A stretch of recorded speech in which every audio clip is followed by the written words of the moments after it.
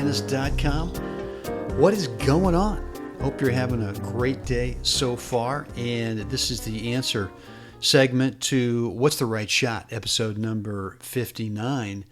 And before we get to the shot that where we stopped the video a couple of days ago, I want to point out a couple things here that I didn't point out in the question video, which was the I formation. And I did mention that Guy had been, this is sort of in the second set, Guy had been returning well across court all day. And, you know, we'd gotten an ad in here, and I'm going up to John Merchant, and asking, what do you think, should we play I formation? And John says, yeah, absolutely. So what I'm going to tell him here is, okay, John, here's where I'm going to cover. And I'm showing him right now with my pinky, kind of slowly, maybe you can see it. I'm just telling him that's the side that I'm going to cover. I'm going to eventually cover to my left. And then you're going to see that I'm going to now point. He's going to go, okay, you're covering that side.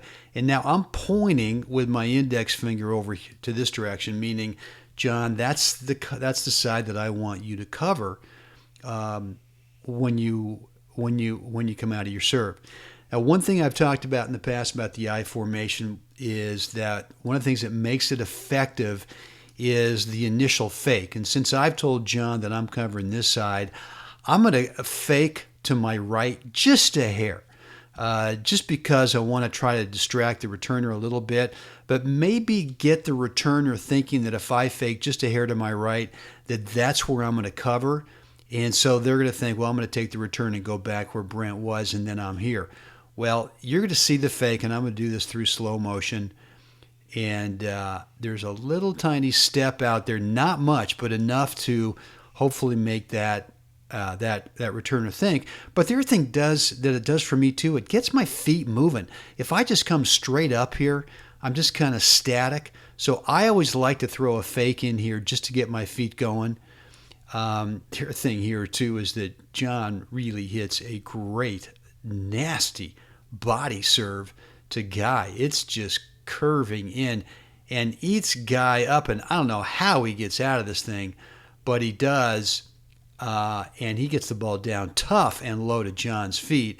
And John does a good job of just popping the thing up, knowing no one's going to be there, or knowing that no one's going to be there.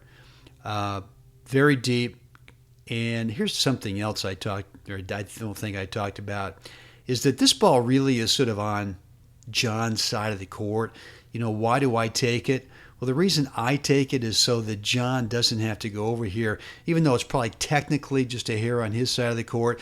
He doesn't have to go over there and handle this with a high backhand where he can't get much pop on it. So I'm going to call him off. And even if the ball had been a little further on this side, I would still take it because I get to play the overhead. And so there it is, right down the middle.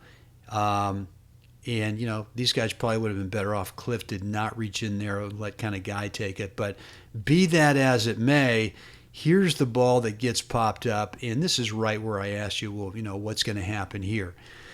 So we had lots of comments. We had a drop shot right here. You know, we had a little drop shot right here and a little drop shot here.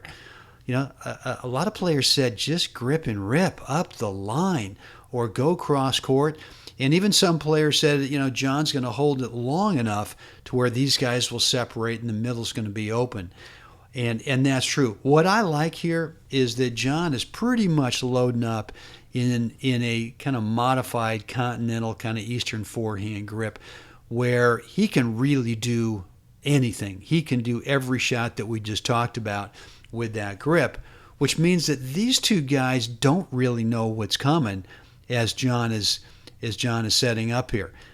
His shoulders are not very turned, which tells me that he's probably going to play a shot over to this side of the court. If John had really gotten turned, then it would have been even tougher for these guys to know, because then John could have easily driven the ball up here, or he could have, you know, at the last second opened up a hair and played it there. Well, here's what John does, all right? He ends up playing just a little carve, and even though Cliff sees it coming, he's over there, there is just no way. There's just no way. And a lot of you guys guessed that shot. And I guess the teaching thing here to me is much more about the fact that I heard enough players in the comments say, well, if I had the drop shot from here, I'd play it, but I don't.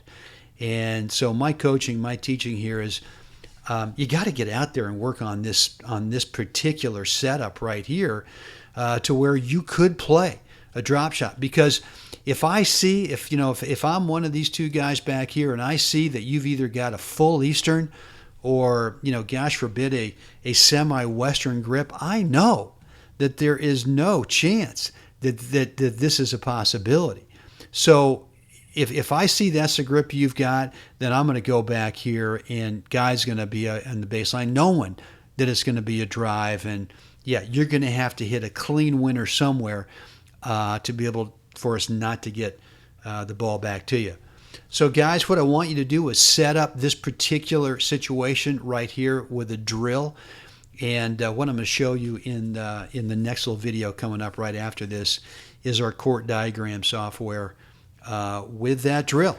So, guys, here's that drill that you can set up. And if you've got 3 players, this is the way to do it. You actually only need 2.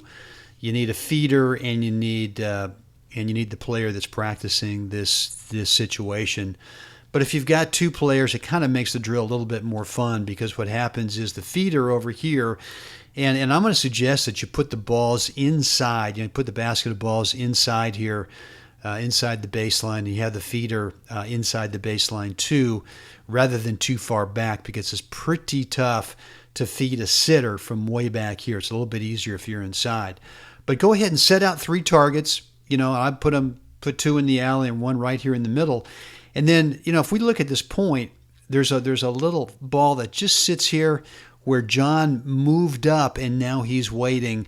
And, he can now practice any one of these 3 targets with that shot. But what I want you to do is I want you to practice this with a continental grip. Don't try to do this with some other grip. Because when you've got a continental grip from this position of the court, you can do just about anything. You could play this. You could play a little drop shot here or there, or if we had another cone, let's say back in here, you could also practice playing a slice deep, and so. There's a number of variations that you can do with this drill.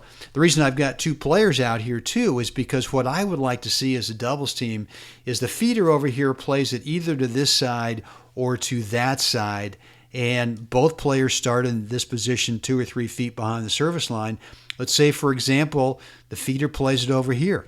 Well, this player is going to move up and play it, and I want to see this player moving up as well. So you guys start to work together as a team and get into the right court positions depending on where this player plays their shot. If they play it over here to that side, then this player is going to move up in here, right? If this player plays it over to this side in here, then this player moves up, and this player hangs out, sort of in the back third of the service line or the service box there. So, guys, a lot of information today on this. I want to hear from you down in the comment section. What's on your mind? Got a question? Have some feedback? You got a comment? Let me know. All right, get out there and make it another great day today.